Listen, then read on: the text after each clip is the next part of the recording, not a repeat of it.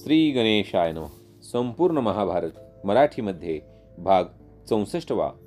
अर्जुनाने स्तुती करता करता डोळे मिटले व म्हणाला की मी अज्ञानी आपल्याशी युद्ध केले, क्षमा करा महादेवा, क्षमा करा. डोळ्यांतून अश्रू अर्जुनाच्या ओघळत होते. क्षमा केली अर्जुना, उठ.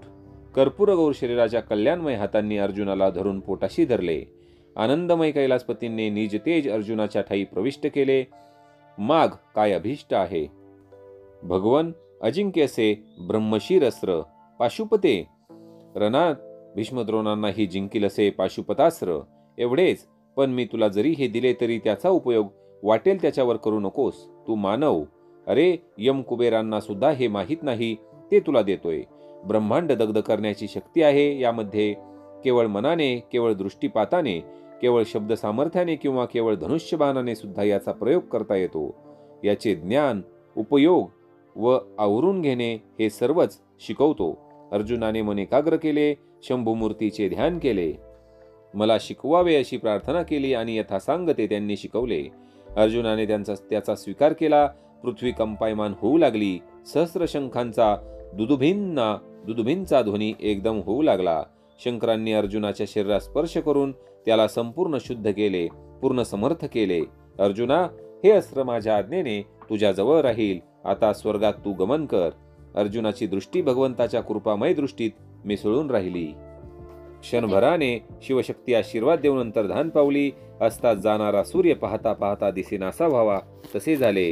अर्जुन एकटा. भोवती अरण्य, वृक्ष, पाषाण, बाणांची रास, तुटके धनुष्य, तुटकी तलवार, मातीची पिंडी, सर्वत्र शांतता. अर्जुनाने त्या पिंडीला नमस्कार घातला. धनुष्य हातात घेतले. ते पुन्हा एकसंधच दिसू लागले. सर्व शस्त्रे अखंड झाली. मला शंकरांचे प्रत्यक्ष दर्शन झाले. मला महादेवांनी पोटाशी धरले. मला त्यांनी पाशुपतास्त्र दिले. मला त्यांनी पापरहित करणारा हस्त स्पर्श केला. कृष्णा, तुझेच हे दुसरे रूप. आज मी धन्य झालो. धर्मराजांचे कार्य झाले. आता विजय होणारच. अर्जुनाचे हृदय भरून आले. मनुष्याला महान तेजस्वी दिव्य स्पर्श लाभला होता. तो असा विचार करीत उभा होता. तोच वरुण देव तिथे आला.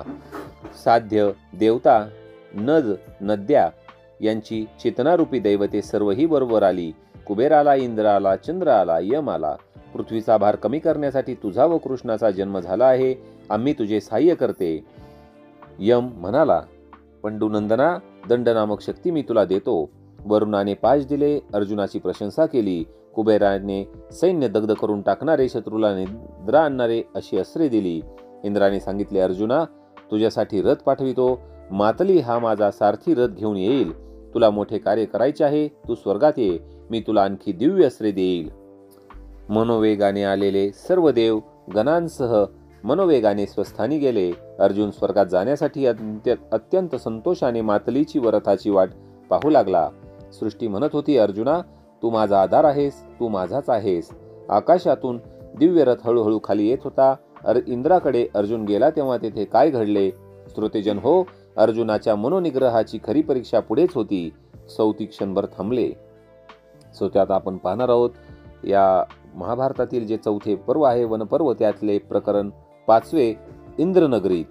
चौथी पुढे कथा सांगू लागले. त्या दिव्य रथातून उतरून मातलीने अर्जुनाला स्वर्गात इंद्राकडे येण्याची व सर्व देवांना भेटण्याची विनंती केली. शुभ्र असे दशसहस्र अश्व असलेला तो रथ मायामय व शस्त्रास्त्रयुक्त, स्वयंप्रकाशी, नीलश्यामल ध्वजयुक्त होता.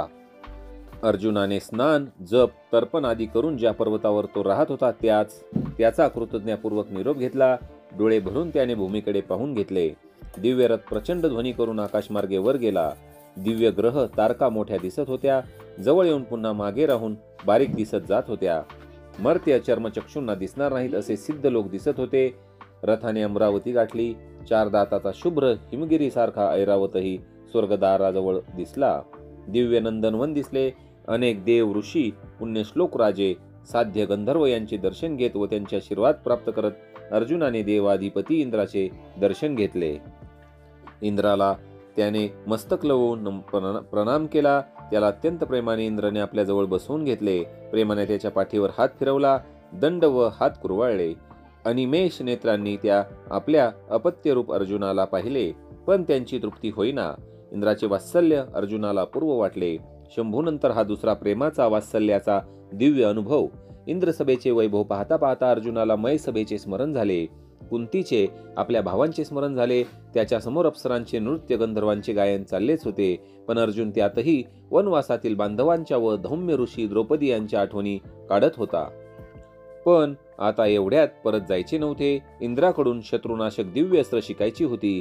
इंद्राने त्याला थोड्या दिवसातच अनेक मंत्रविधाने व पंचमहाभूतांवर विजय मिळवण्याची शक्ती दिली. अश्विनी व वज्र अस्त्रे प्राप्त करून अर्जुनाने चित्रसेन गंधर्वाकडून मग देवांची वाद्यकला आणि नृत्य गायन शिकून घेतले.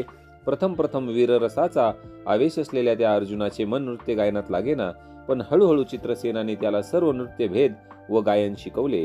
इंद्रसभेत अर्जुनाने एकदा उर्वशी ह्या अप्सरेकडे स्थिर दृष्टीने काही वेळ पाहिले होते. त्याच वेळी इंद्राने अर्जुनाकडे पाहिले आणि त्याला वाटले या पराक्रमी अर्जुनाचे उर्वशीवर मन जडले असावे. त्याने मनाशी एक बेत ठरविला. एकांतात त्याने मग 2 दिवसांनी चित्रसेनाला सांगितले, उर्वशीला माझा निरोप सांगा. अर्जुनाकडे जा. अर्जुनाने सर्व प्रकारची अस्त्रविद्या मिळवली आहे. तो कार्यकुशल आहे. आता तू त्याला श्री समागमातही दिव्य विद्येने निष्णात कर. चित्रसेन उर्वशीकडे गेला. त्याने उर्वशीला इंद्राची आज्ञा सांगितली. उर्वशीजवळ त्याने अर्जुनाचे गुण वर्णन केले आणि उर्वशी म्हणाली, चित्रसेन, त्या वीर शिरोमणी सुंदर पुरुषालाच मी वर्णणार आहे. तू माझ्या मनातलेच बोललास. इंद्राची आज्ञा, तू केलेले वर्णन व अर्जुनाचे सद्गुण यामुळे मला त्याच्याविषयी इच्छा उत्पन्न झाली आहे. मी आनंदाने येते. आणि उत्कृष्ट शृंगार करून ती चिर यौवना लावण्यशलाका मदनशरांनी पीडित होऊन अर्जुनाकडे गेली. ती आल्याचे कळताच अर्जुनाने द्वारपालास तिला आत आणण्यास सांगितले.